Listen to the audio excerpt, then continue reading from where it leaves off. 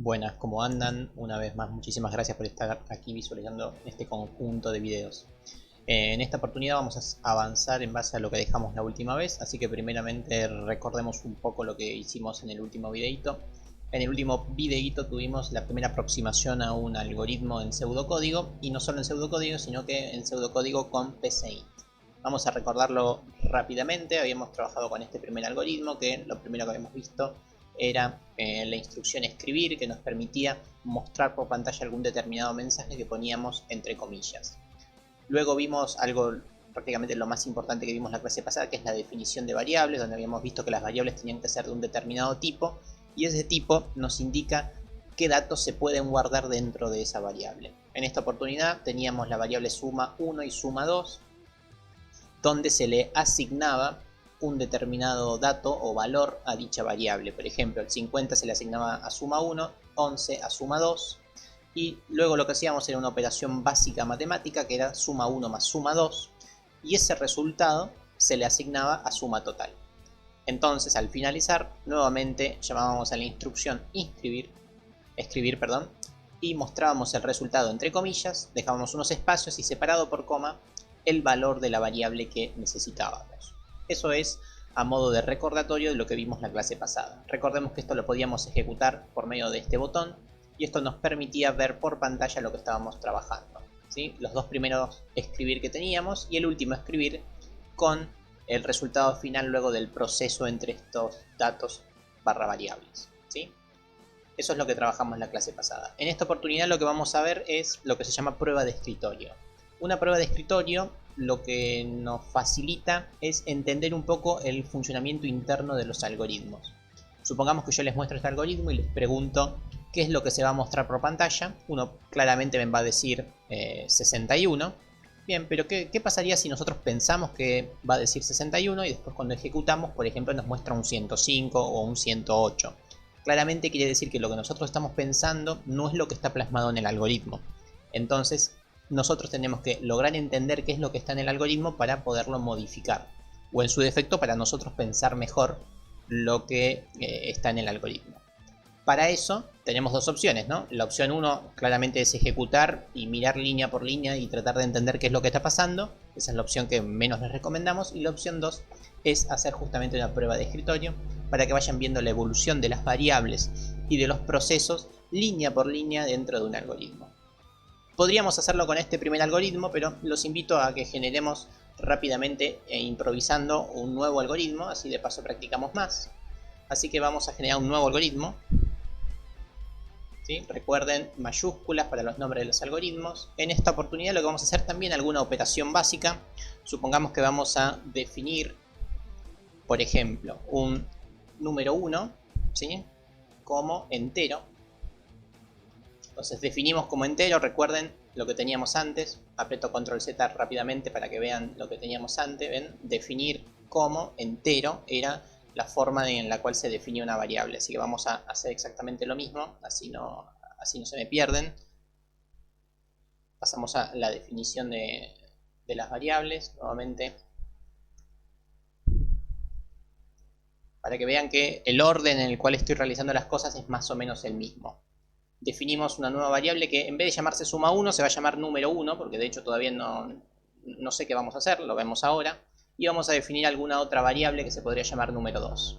Es más, ¿por qué no? Una nueva variable que también se podría llamar número 3. Y vamos a hacer alguna operación básica entre estas variables. Por ejemplo, se me ocurre a mí que podríamos hacer que número 1 menos número 2, ¿sí? O sea, hacemos esta operación respetando la normalización clásica de las matemáticas, ¿no? Si uno hace una resta y pone entre paréntesis, quiere decir que esta es la primera operación que se va a realizar, y el resultado de dicha resta lo vamos a multiplicar por número 3. ¿Sí? Entonces, ¿cuál va a ser el orden en el cual se van a realizar estas operaciones? Va a ser primero la resta, y el resultado de la resta se le va a multiplicar por número 3. Esto nos va a dar un resultado, cualquiera, y como habíamos visto, era importante guardarlo en alguna nueva variable, ¿sí? Que le podemos llamar resultado, o resultado final si quieren. Que en este caso la resta de enteros da un entero, multiplicarlo por un entero también da un entero, así que nuevamente seguimos trabajando solamente con enteros. Entonces, el resultado de esta operación vamos a quererlo guardar aquí, en esta variable que se llama resultado final. Por ende, ponemos resultado final y un error por ahí típico es poner el igual. Si bien esto por ahí lo admite algún tipo de procesador de pseudocódigo, nosotros lo que hacemos es trabajamos con la asignación. Es decir, asignamos al resultado final el resultado de esta operación. Y por ejemplo, podríamos decir, escribir el resultado es dos puntos, una flechita, un espacio, cerramos la comilla y ponemos el resultado final. Bien, entonces, esto nos va a mostrar por pantalla el resultado final de la operación entre estos números. Y ahora viene la pregunta, ¿no? La pregunta clásica que se deben estar haciendo ya hace varios segundos es ¿cuáles son estos números? Y bueno, es un problema. Las variables, además de estar definidas, tienen que estar inicializadas, es decir, tienen que tener un valor de inicio.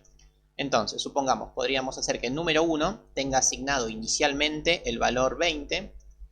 Vamos a hacer que ahora el número 2 tenga asignado inicialmente el valor de 1. Vamos a ponerle el valor de 5 si nos quedan más fáciles las cuentas. Y por último, podríamos hacer que el número 3 tenga asignado inicialmente el valor 3. Entonces, pensemos rápidamente cómo queda la cuenta. Tenemos que hacer 1, o sea, número 1 menos número 2, es decir, 20 menos 5. Esto da 15. Y al resultado tenemos que multiplicarlo por 3. ¿Sí? Entonces, ¿cuánto nos va a dar? 45. Ese 45 se va a mostrar en el resultado final y ese 45 es lo que vamos a ver aquí por pantalla. Bueno, eso es lo que nosotros pensamos. Vamos a apretar ejecutar y vamos a ver qué es lo que está ocurriendo. Efectivamente, lo que ocurre es lo que esperábamos. 45 porque el algoritmo es muy simple. Pero bueno, ahora veamos cómo realizar la prueba de escritorio de esto mismo. La prueba de escritorio la pueden realizar en papel, ¿no? En papel lápiz, papel tinta, o en un Excel o en cualquier otro tipo de herramienta digital que tengan. Esta es la estructura de una prueba de escritorio donde tenemos los pasos. Básicamente los pasos son cada una de las acciones que se van realizando. Luego tenemos que definir columnas donde nombramos a las variables en cuestión. Estas son las columnas que van a cambiar siempre. Y luego tenemos una columna de entrada-salida, que ahora vamos a ver qué es, y una columna de comentarios. En nuestro caso, ¿cuántas variables tenemos? Vemos que tenemos variable 1, variable 2, variable 3, variable 4. Tenemos 4 variables definidas, por ende, entre paso y entrada-salida necesito 4 columnas. Así que vamos a agregarle una columna. Bien, ahí tenemos las 4 columnas. En esas 4 columnas vamos a nombrar a las 4 variables que estamos usando.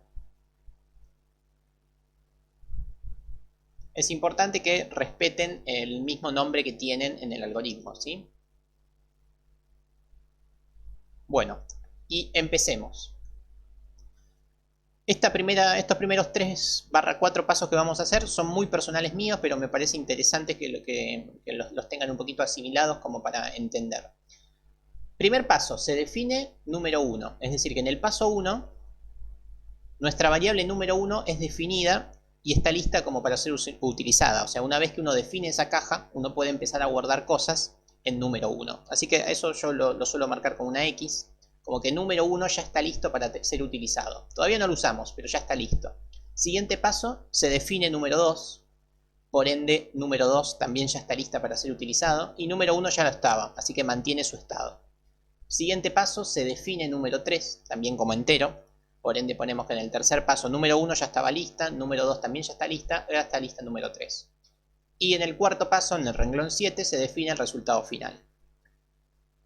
Nuevamente, número 1, número 2 y número 3 no cambiaron su estado y el resultado final ya está lista para ser utilizada. Estos 4 pasos por ahí difieren de algún que otro docente o alguna que otra bibliografía, así que tómenlos con pinzas, pero a mí me parece interesante que vayan marcando cuando una variable ya fue definida, ¿sí? Para asegurarnos de que no utilicen una variable antes de su definición. Luego pasamos al renglón 9. En el renglón 9, que vendría a ser nuestro paso número 5, ¿qué es lo que está ocurriendo? Al número 1 se le asigna el 20, o sea, el 1 ya deja de estar solamente listo para ser utilizado, sino que ya pasa a estar utilizado, ¿sí? Entonces, el 1 pasa a valer 20. Y todas las otras variables siguen con el mismo estado. No le realicé ningún cambio a estas variables. Luego, renglón siguiente, que vendría a ser el paso 6, le asigno al número 2 un 5. ¿Bien? Entonces aquí aparece un 5 y el 20 sigue siendo un 20. Y estas otras variables siguen sin uso. Pasemos al paso número 7, que vendría a ser la línea número 11, donde se le asigna al número 3 el valor de 3. Todas las otras variables siguen con su mismo estado, no tuvieron ningún tipo de cambio. Y por último, bueno, anteúltimo, pasamos a la línea 13. En la línea 13 pasan varias cosas. ¿Qué ocurre? En primera instancia, vemos que a número 1, número 2 y número 3 no le hago nada, ¿sí? O sea, siguen teniendo el mismo valor, o sea, tengo lo mismo en las mismas cajas. Lo que sí vemos es que resultado final pasa a tener un valor. ¿Y ese valor cuál es? Es el resultado de esta operación. O sea, esta operación la pueden hacer con calculadora o incluso la pueden hacer con el Excel, ¿no? Podemos hacer exactamente lo mismo con el Excel, que sería, tenemos a número 1, que es 20, le estamos restando, si quieren lo hacemos así, a número 1 estamos restando número 2 y a eso lo estamos multiplicando por número 3. Entonces, el resultado final es 45. Y esto es lo que ocurre en el renglón número 15. En el renglón número 13, perdón. Y luego pasamos al último paso, que es el 9. En el 9 no hay ningún tipo de cambio en las variables. A las variables no les hice nada. Por ende, siguen estando en su condición anterior. No tienen ningún cambio. Lo que sí ocurre es que tenemos un escribir. Bueno, escribir es justamente una instrucción de salida, es decir, que sale el resultado por pantalla. Es por eso que va aquí, va en este apartado de entrada-salida. En este caso es una salida, y es una salida que nos va a decir el resultado es 2 puntos, una flechita, y nos va a mostrar el valor de resultado final. Que en nuestro caso resultado final es 45, por ende nos va a mostrar 45. Es decir, este es el paso a paso que nos dice qué cosas vamos a ver en nuestro ejecutar. Y claramente en nuestro ejecutar lo que salió, que ya lo habíamos visto, era ese cartelito que acabamos de ver. Bien, vuelvo a ejecutar, así lo vemos. Efectivamente, el resultado de la ejecución es lo mismo que hicimos con la prueba de escritorio. Esto parece muy simple ahora porque es un algoritmo muy intuitivo, ¿no? Y con muy pocos pasos, pero créanme que cuando el algoritmo sea un poco más extenso, esto les va a ser muy útil. La columna que no utilizamos es la de comentarios. La de comentarios es simplemente una columna bastante aleatoria y bastante útil para ustedes a nivel personal o para cualquier persona que vea su prueba de escritorio, donde simplemente pueden comentar algunos de los pasos que les parezca que necesite algún tipo de comentario extra, ¿sí? Es opcional, pero les recomendamos que cuando puedan pongan algún comentario. Ahora en los próximos ejercicios vamos a trabajar con algún comentario también. Así que bueno, espero que este video les haya servido y que hayan entendido un poco el concepto de prueba de escritorio. Espero imperiosamente haber sido claro. Nos vemos en los próximos videos.